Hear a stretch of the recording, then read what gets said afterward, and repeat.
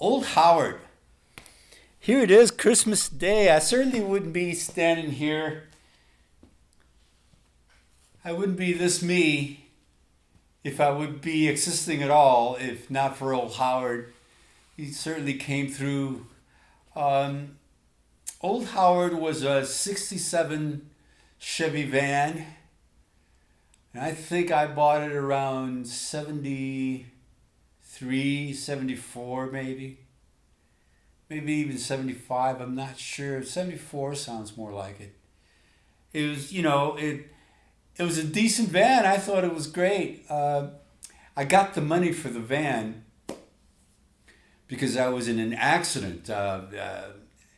Richard and I and a guy we call this Eastern European guy, we were handing out bills for a company called Key Insurance. And we would hand out these little promo bills and we put them on car windshields and put them on doorknobs. And so that was our job. And the would drive us to certain places. And then we'd get out of the car, we'd have these handbills and we'd pass them all out. Key Insurance. So one day, driving back into Burbank, I think is where we were set up.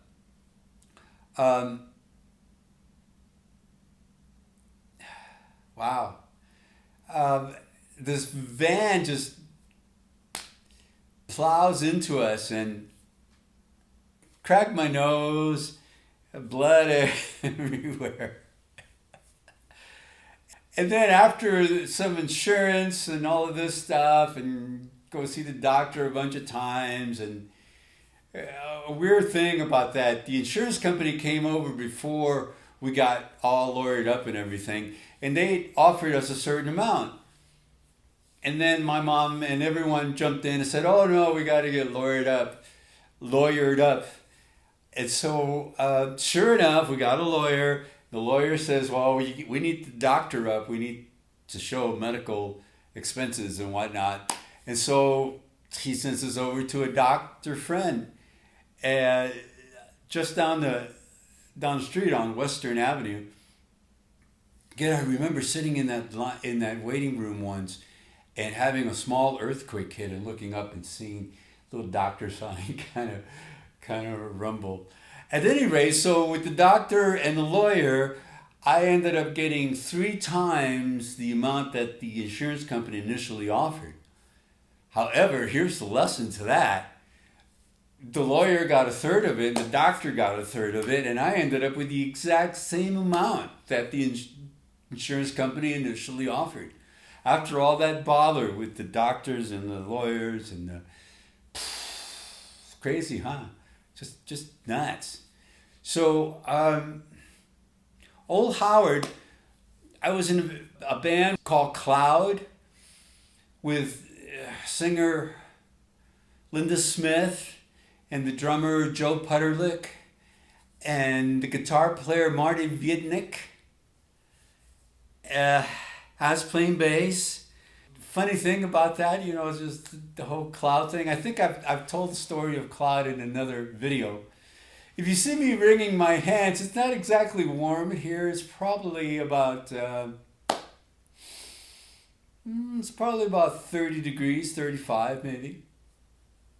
I'm surprised I don't have, steam coming out of my mouth. But it's not as cold as it's been. It's not too bad right now, actually. It's pretty good. It's probably up to 45.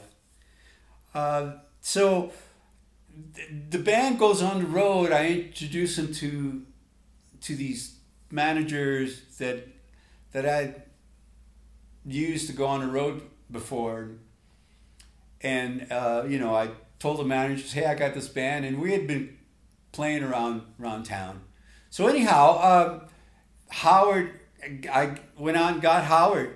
And sure enough, on our first gig on the road, on our way to Fresno, it was about as short a hop as you could hope for, the water pump blew up. I mean, we're just like, we're probably about 50, 60 miles from Fresno, and steam and everything. And I'm pulling over in fan belt pieces and stuff. But it was okay. We had a 2 van caravan then, and the other van went out and came back with a water pump, and I installed it and got a fan belt, and off we went. That was, by the time I was done with Howard, I put 400,000 miles on that guy. He went through Cloud and then the Duo, Second Circle, and then for years with me as a single, and then with Yancey and I in that duo. What was that duo called? I don't remember what that duo was called. I think it was just Michael North Duo or something like that. And then I had it for a while later. I went back on the road with Howard, then came back, and then that's actually old Howard, and then came back and then traded. Gello had this newer Chevy van, the 78, but it was a 1-ton and V8, and it was what I needed.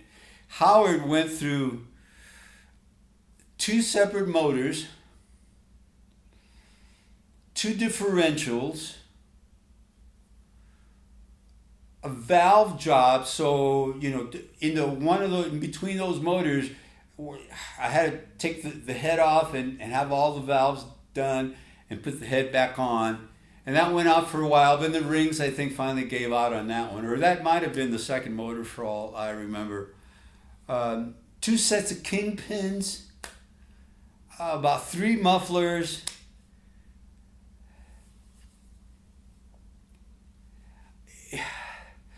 I remember driving high, and Howard, the motor was like right here. You'd be driving, the motor was like right there. And there were times where I'd have the hood up, and I'd be driving, and I'd be reaching over down a 6-cylinder on the side and adjusting the timing, because it just wouldn't, the timing wouldn't, it was just one of those things. And so I'd take it right to the speed where I drove the most, like 65 or something like that, and I just put the timing in the very sweetest spot for that thing, just by little taps, I think, and then pull over and tighten her down and bring the motor hood down. And God, I drove a lot with that thing up when I had issues, and I was checking to see what was going on with it. Yancey used to sit up there. Girlfriends would kind of just sit, because it was all cushiony and whatnot. I had Howard for the longest time. This is my love machine for a good portion of it. Slept in there lots of times, and yeah, sometimes it was a space machine. Sometimes the driver and its consciousness just kind of rose that thing off into the stratosphere. Had a lot of close calls, and I miss him. I would have kept him. I think Gello realized that I was almost kind of hedging towards keeping both vans, and he quickly got out of Howard. He didn't think I should have been in, and it was true. It was really way too much weight for that poor guy to carry. Just packed to the hilt. And then regular Howard, he did okay. The weight was non-issue for a 1-ton van. It was like, oh. But old Howard, good song. The riff used to blow Frank's mind all the time. My buddy Frank, it was one of the first things we would jam together. Really simple song. It's like A, B, A, E, A, B. But there was an anticipation on that B that always kind of blew his mind, because it's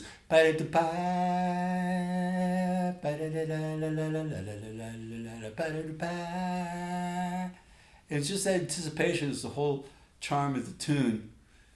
And it would get, and when he would be able to lock in, but not consciously, if he let himself go, he would just kind of lock in, and he could feel that he was locked in. But the minute he started thinking about it, conscious mind would kind of lock him out.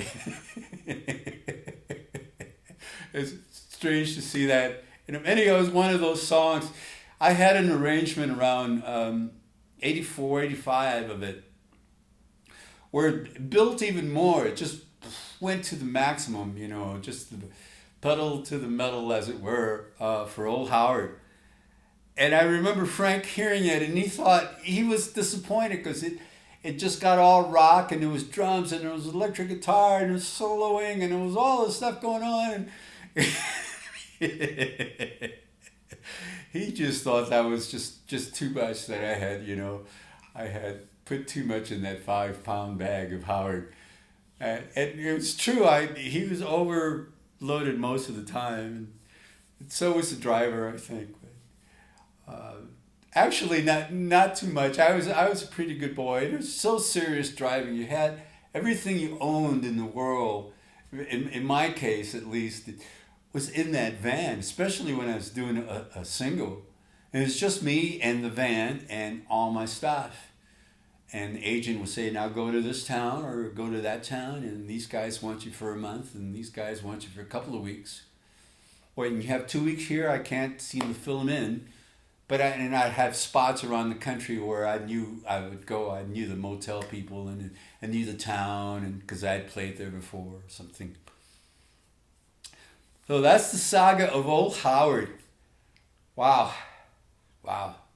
Christmas Day, 2020. Yeah.